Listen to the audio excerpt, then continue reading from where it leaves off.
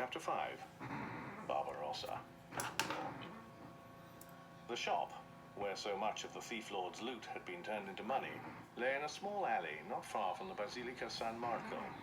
Next door to it was a pasticceria, with pastries and cakes of all shapes and sizes in its windows. "Come on," Prosper grumbled at Riccio, who was pressing his nose against the shop window. Reluctantly, Riccio let himself be dragged away, his head still swimming with the scent of sweet almonds. Barbarossa's shop didn't exactly smell as nice. From the outside, it didn't look any different from all the other junk shops in Venice. The glass front was painted with ornate letters. Ernesto Barbarossa, Ricordi di Venezia, Souvenirs of Venice. In the window itself there were vases and candlesticks, surrounded by little gondolas and glass insects, laid out on threadbare velvet drapes. Thin china plates were crammed next to piles of old books, and pictures in tarnished silver frames lay next to cheap paper masks.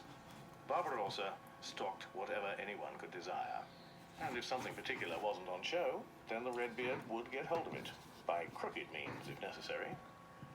Dozens of glass bells chimed above his head as Prosper opened the shop door. Inside, a few tourists stood among the crammed shelves, whispering as solemnly as if they were in a church. They seemed awed, either by the chandeliers that hung from the dark ceiling, or by the countless candles that burned everywhere in their heavy holders. With bowed heads, Prosper and Riccio pushed past the tourists. A man was holding a statuette that Mosca had sold to the Redbeard 2 weeks before. When Prosper saw the price tag underneath its plinth, he nearly knocked over a large statue in the center of the shop. "Do you remember how much Barbarossa paid us for that figure there?" he whispered to Riccio. "No. You know I can't remember numbers." "Well, that number has now got 2 more zeros on the end of it," Prosper whispered. "Not a bad deal for the Redbeard, is it?" He stepped up to the counter and rang the bell next to the register. Riccio made faces at the masked lady smiling down at them from a large painting on the wall. This was his regular joke, for behind the lady's mask was a peephole, through which Barbarossa kept an eye on his customers. A few seconds later, the beaded curtain behind the counter tinkled into life, and Ernesto Barbarossa appeared in person. The Redbeard was a very fat man, but Prosper was always amazed at how nimbly he could move through his crammed shop. "I hope you brought some decent goods this time," the man murmured disdainfully. But the boys noticed how he stared at the bag in Prosper's hands like a hungry cat eyeing up a fat, juicy mouse. "I think you'll be interested," Prosper answered. Riccio said nothing. He was staring at Barbarossa's ginger beard, as if he expected something to crawl out of it at any moment. "What are you looking at, you little ferret?" the Redbeard cursed. "Oh, I... Riccio began to stutter. "I was just wondering whether it was real. The color, I mean." "Of course it's real. Are you saying I dye my beard?" Barbarossa growled at him. "You gnomes get some strange ideas." He stroked his beard with his fat, ringed fingers. Then he nodded discreetly in the direction of the couple of tourists that were still standing by the shelves, whispering to each other. "I'll get rid of them as quickly as possible," he muttered. "Go ahead into my office, and don't even think of touching anything. Clear?" Prosper and Riccio nodded. Then they disappeared behind the beaded curtain. Barbarossa's office looked completely different from his shop. Here there were no chandeliers, no candles, or glass insects. The windowless room was lit by a neon light and was completely bare, except for a big desk with a massive leather armchair behind it, 2 guest chairs, and a few high shelves stuffed with meticulously labeled boxes. A poster from the Museo di Accademia hung on the white wall behind the desk. There was also an upholstered bench, placed underneath Barbarossa's peephole. Riccio climbed onto it and peered into the shop. "You've got to see this, Prop," he whispered. "The Redbeard is purring around those tourists like a fat tomcat. I don't think anyone has ever escaped his shop without buying something. Or without paying far too much for it." Prosper placed the bag with Scipio's loot on one of the chairs and looked around. "He definitely dyes it," Riccio murmured, without taking his eye from the peephole. "I've bet Hornet 3 comics that he does." Barbarossa's head was as bald as a glitter ball. His beard, however, grew thick and frizzy, and was the color of fox fur. "I think there's a bathroom behind that door," whispered Riccio. "Have a look and see if he's got any hair dye in there." "If I have to." Prosper crossed to the narrow passage and put his head around another door. "Wow, there's more marble here than in the Doge's palace," Riccio heard him say. This is just about the classiest bathroom I've ever seen. Riccio pressed his eye against the peephole. Prosper, get out of there, he called under his breath. The Redbeard is finished with the customers, and he's locking the door. He dyes it, Riccio, Prosper called. The bottle's right here, next to his smelly aftershave. Ugh, that stinks.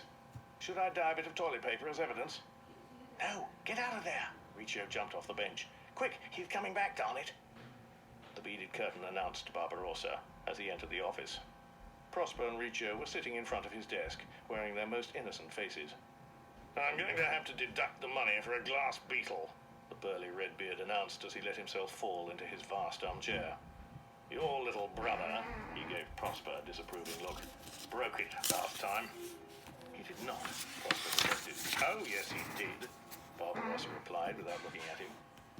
He took a pair of glasses from his drawer. So, what have you got for me today? I hope it's not just fake gold and inferior silver spoons. With a stony face, Prosper emptied his bag onto the desk. Barbarossa leaned forward. He took the sugar tongs, the medallions, and the magnifying glass, one by one, and turned them in his pudgy fingers. He inspected them from every angle, the boys watching him closely. His face showed nothing. He picked each item up, put it back down, and picked it up again, then pushed it aside, looked at it again, until the boys were scraping their feet impatiently on the floor. Finally, Barbarossa leaned back with a sigh and put his glasses on the desk. He stroked his beard as if he were stroking the fur of a small animal. Do you want to tell me what you want for them, or shall I give you my best offer? He asked. Prosper and Riccio exchanged a quick glance. Give me your offer, came Prosper's answer. He tried to look as if he knew exactly what Scipio's loot was worth. My offer. Barbarossa paused. He put his fingertips together and closed his eyes. Well, I admit there are a couple of quite decent items here this time. So I'll offer you, he opened his eyes again, 100,000 lira. And I'm still doing you a favor. Riccio held his breath. He imagined all the cakes he could buy for 100,000 lira. Mountains of cakes. But Prosper shook his head.